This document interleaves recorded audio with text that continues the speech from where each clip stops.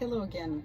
I am today going to be working on night potty training for severely autistic children, and I apologize if I explain myself to very detail here, just because it's part of me now, part of my nature, because I have a child like that, and I have to explain just about everything, and people that have these children, they know. And the reason I post my successful videos, again, is to encourage parents to get engaged and see results, because we can change their lives. And I'm a living proof. Now, we're gonna have today a nice background because,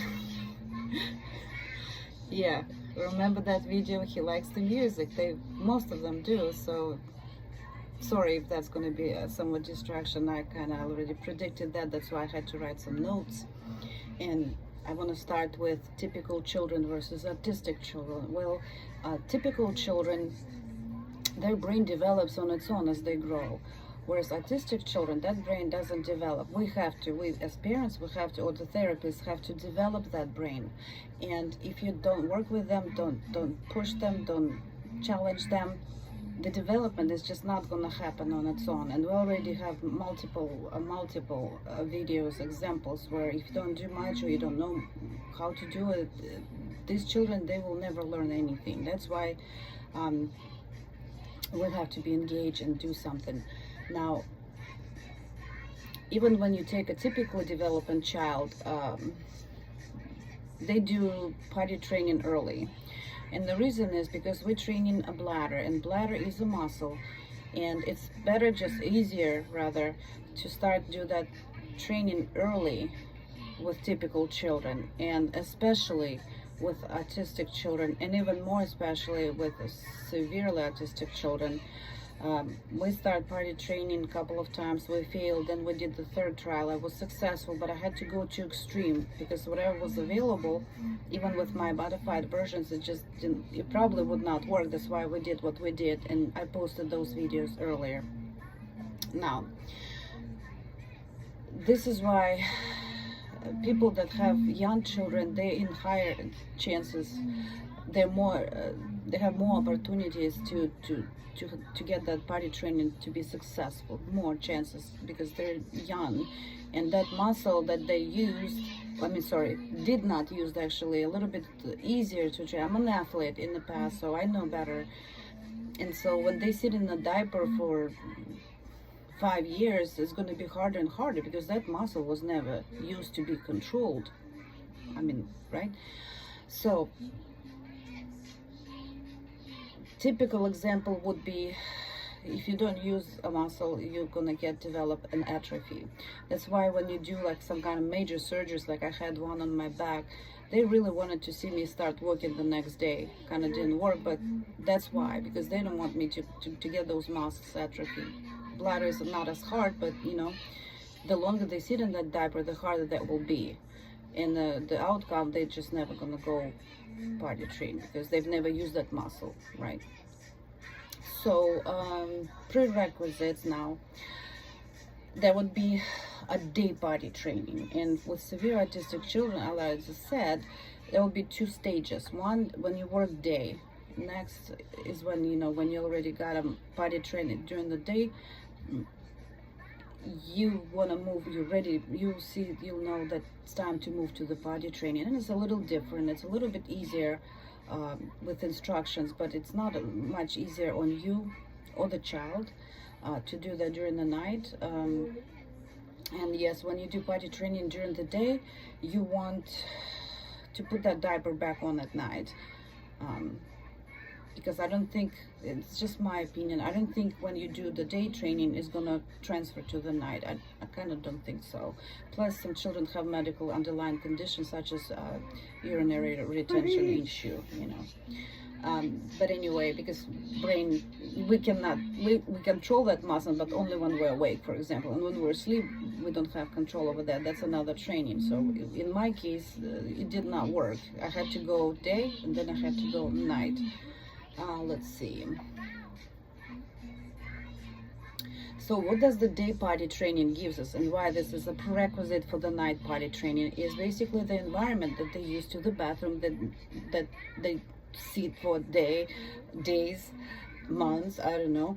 And then what is the child learn what is actually expected from them to do while they're on that potty, because at night they cannot stay up all night. It's not possible all day up and then all night up. So when you get that potty training through the day, it should be a little bit easier for them to figure out why they've been pushed to do that at night as well. They're going to sit on that potty and they're going to pee sooner. And let's see. So yeah, you want to recommend, I want you to recommend to finish that potty training till it's somewhat very good.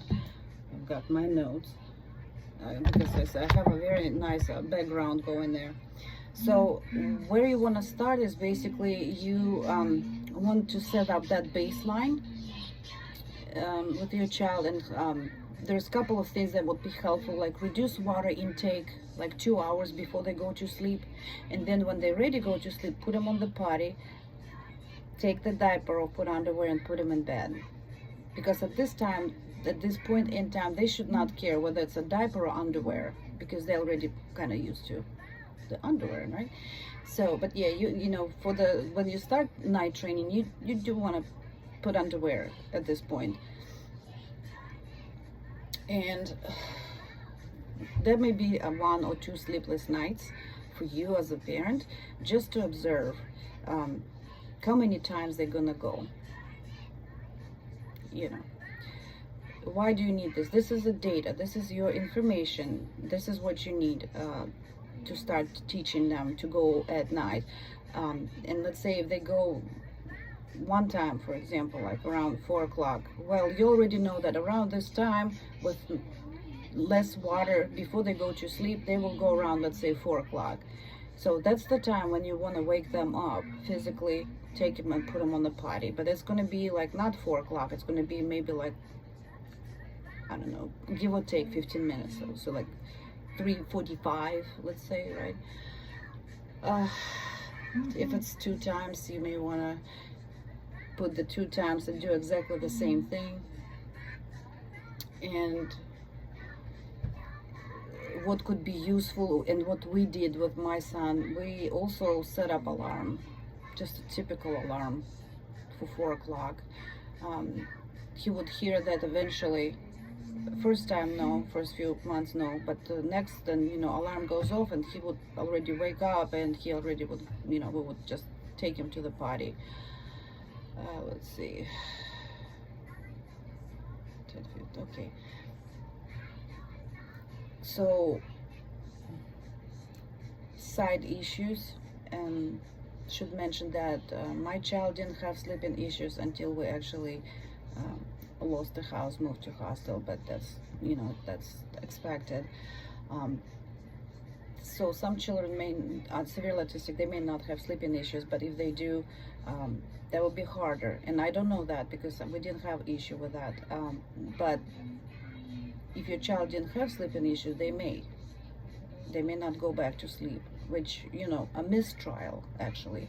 But you just have to keep trying again and again and again until they get used to be woken up in the middle of the night, whatever the time is, placed on that potty. And because if they're sleepy, they may just go pee, you just carry them back and let them finish sleeping. But that's what it takes. It actually takes you more at this point, because you're gonna have to have like sleepless nights, but the sacrifice is well worth it. Well worth it. They need to be trained for the day and for the night. And let's see,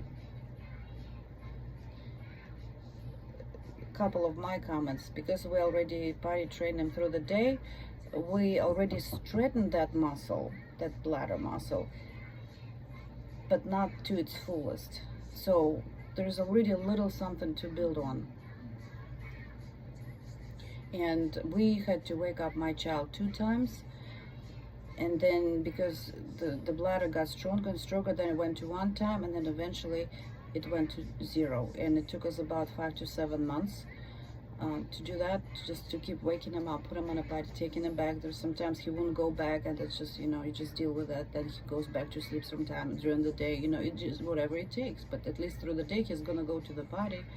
So that's kind of sacrifice. And use that alarm too. Maybe not the first month when you're doing that, but once they get used to wake up, that's when you set up alarms. So you add an additional auditory prompt for them to, oh, alarm, so he may just get up and go. So I hope that's helpful. And it turned out to be only 10 minutes, so I'm excited. I'll talk to you soon.